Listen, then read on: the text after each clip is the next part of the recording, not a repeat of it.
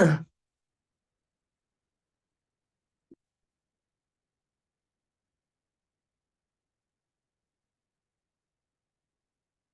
Assalamualaikum warahmatullahi wabarakatuh. Di sini kita dari kelompok satu yang beranggotakan saya Erwin Sirensa dan Mbak Ina Alexandrina akan membahas chapter 5 A Narrative Research Design into the Moral Courage of Professional. Nah, yang pertama akan disampaikan langsung oleh saya. Next, Mbak. Nah, untuk introduction, jadi dalam bab ini itu menurut Brown dan Trevino, perilaku dalam satu organisasi itu sangat dipengaruhi oleh budaya atau iklim kelompok dan gaya kepemimpinan. Pemimpin adalah pemimpin transformasional yang otentik atau pemimpin etis dan oleh karena itu suara karyawan merupakan subjek penting dalam etika bisnis.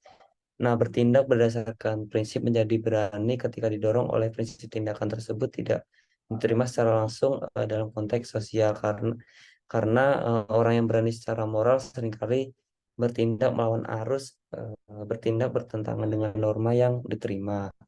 Nah, karena pembahasan kita akan berfokus pada keberanian moral para profesional bisnis, maka pertemuan kali ini kita akan membahas mengenai pentingnya mendengarkan narasi para profesional tentang tindakan keberanian moral mereka. Narasi-narasi ini tidak hanya menawarkan wawasan mengenai alasan-alasan rasional dan secara sadar, namun juga eh, alasan-alasan irasional dan secara tidak sadar. Meneliti narasi akan memberikan dampaknya, mengembirakan dan analisis pertimbangan pribadi juga dapat memberikan wawasan berharga untuk memberdayakan seorang pengikut profesional. Nah, dalam pembahasan kali ini akan ada beberapa tahapan. Yang pertama itu diberikan ringkasan perkembangan teoritis terkini dalam pengambilan keputusan etis dan dampak pendekatan ini terhadap penafsiran keberanian moral. Bagian selanjutnya itu berfokus pada desain penelitian dan menawarkan gambaran kesulitan meneliti perilaku etis. Nah, dan diakhiri dengan kemungkinan kelemahan dari desain penelitian yang disarankan dan sebuah kesimpulan. Nah, next Mbak, untuk subbab yang pertama di sini eh, ada current approaches the ethical behavior of organization. Jadi pendekatan terhadap perilaku etis dalam organisasi. eh, jadi yang pertama itu apa yang mendorong orang itu untuk bertindak etis. Jadi memang proses ini tuh sering disebut sebagai pengambilan keputusan etis, penalaran moral atau penalaran etis. Nah, hal ini tuh mencerminkan fokus yang kuat pada kognitif keterampilan dan seterusnya memutuskan hal yang benar untuk dilakukan. Nah, publikasi terkini mengenai etika bisnis menunjukkan adanya perubahan dalam pendekatan. Nah, kemudian di dalam tinjauan perkembangan teori dalam literatur pengambilan keputusan yang etis, menurut McDougall 2014, jadi seseorang itu dapat mengenali kemajuan umum dalam pengambilan keputusan etis menuju pertimbangan yang lebih besar terhadap reaksi intuitif dan tidak disadari serta kompleksitas masalah etika itu sendiri. Nah, kemudian dalam pendekatan terhadap perilaku etis, kita akan membahas 3 poin. Ada pendekatan rasional terhadap pengambilan keputusan yang etis, perspektif neurokognitif tentang pengambilan keputusan yang etis, dan ada model pengambilan keputusan etis sense making intuisis. Nah, yang pertama, next Mbak, ada pendekatan next Mbak. Nah, yang pertama itu di sini kan ada tiga. Yang pertama ada rational approach to ethical decision making. Jadi memang pendekatan yang paling berpengaruh terhadap pengambilan keputusan etis itu adalah rasionalis. Nah, apa? Karena pendekatan ini itu dimulai dengan pendekatan perkembangan kognitif oleh Kolbeck dan diperluas oleh Res, di mana fokus pada perkembangan moral kognitif individu itu diperluas dengan memperhatikan faktor situasional dan tahapan proses pengambilan keputusan etis yang yaitu kesadaran moral, penilaian moral, motivasi moral, dan perilaku moral. Nah, kemudian pendekatan kontingensi isu Jones 1991 itu menambahkan perhatian pada karakteristik isu yang dihadapi, yakni intensitas moral.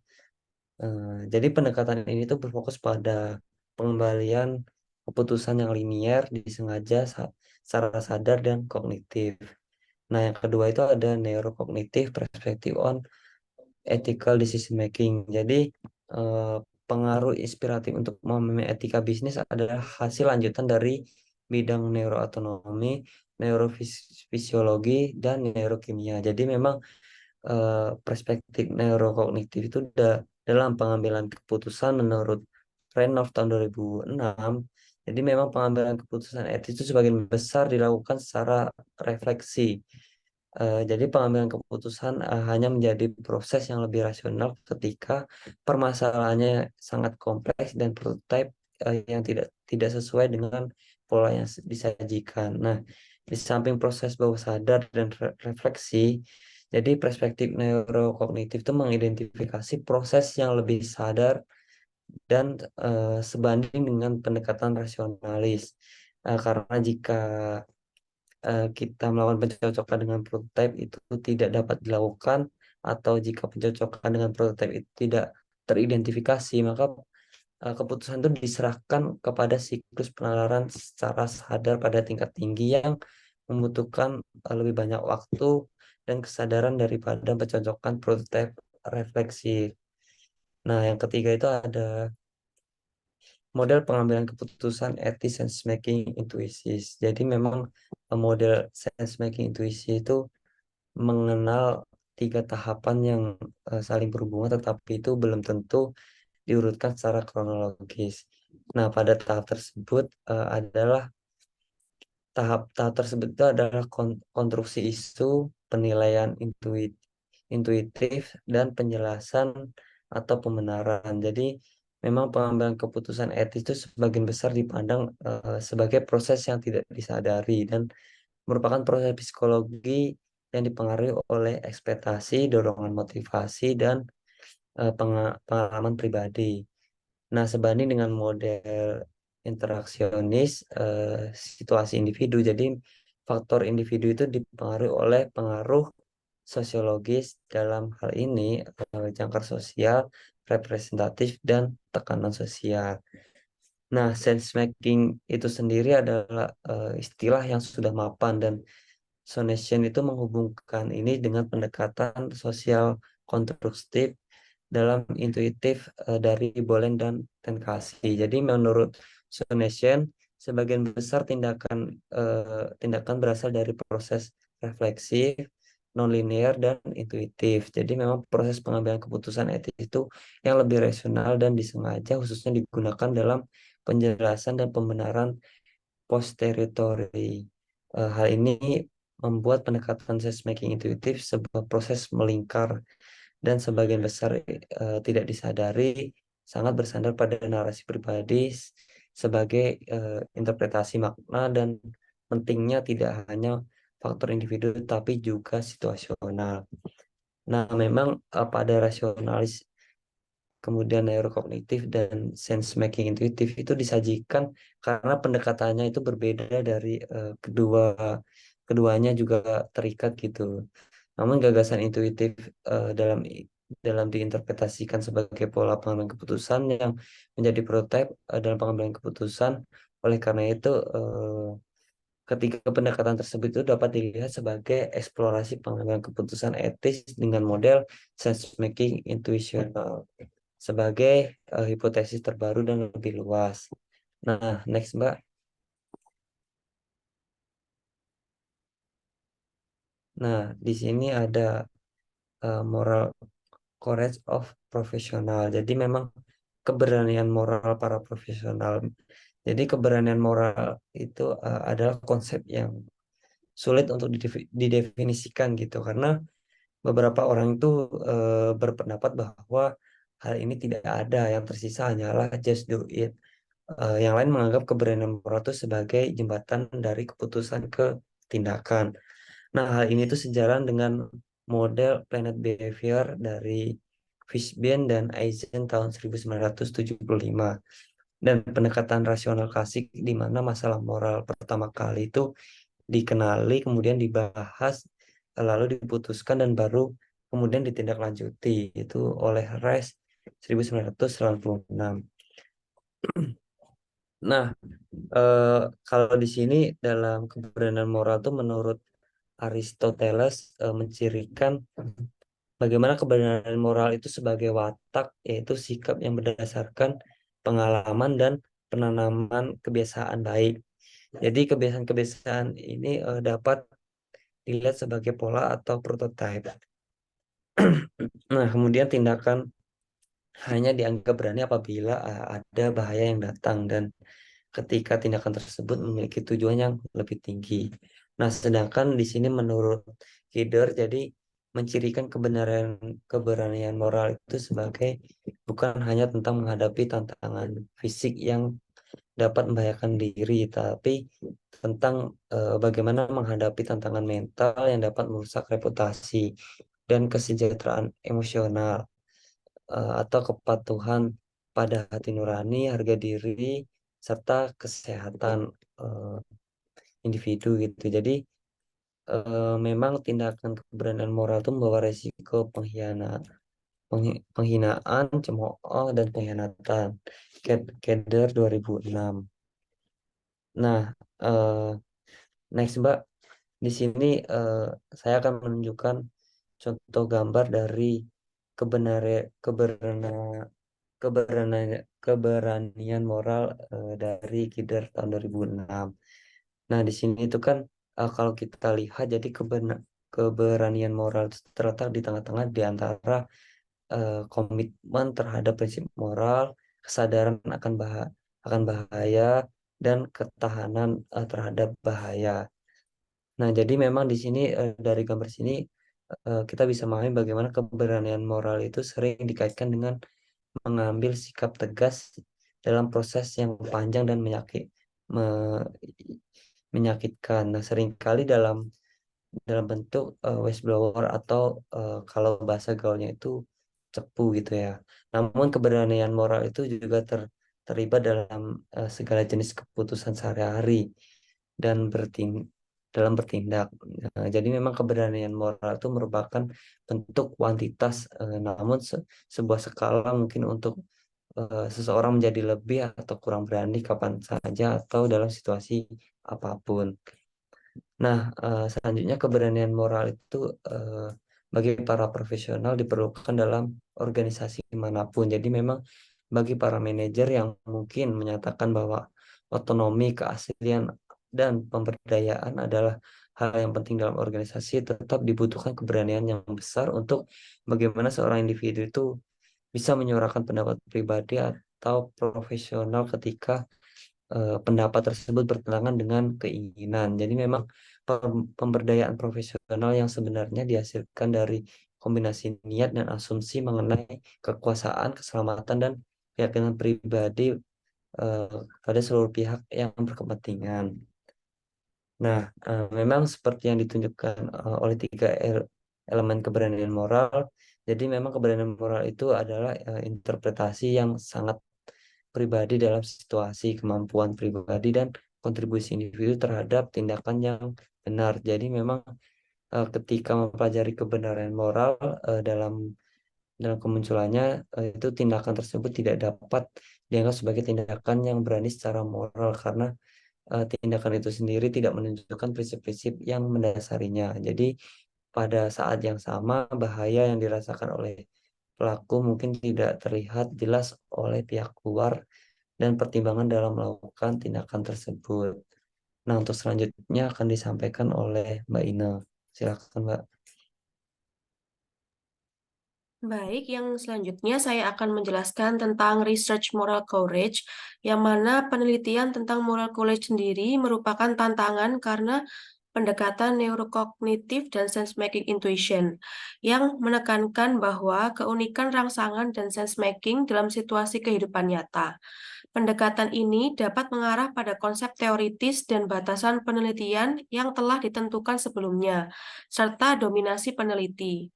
Meneliti situasi kehidupan nyata dengan mengikuti para profesional dan menunggu masalah etika menimbulkan kesulitan, karena dinilai sulit untuk memprediksi tindakan yang bertentangan dengan arus dan dampak dari kehadiran peneliti.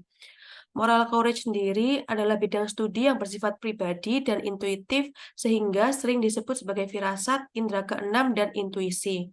Selain itu, penelitian di bidang ini juga berfokus pada beberapa aspek, yaitu yang pertama, pemahaman dari moral courage sendiri, di mana peneliti mencoba untuk memahami apa yang memotivasi seseorang untuk mengambil tindakan yang dianggap berani dalam konteks moral, seperti apakah itu didorong oleh nilai-nilai pribadi, tekanan sosial, atau faktor-faktor yang lain.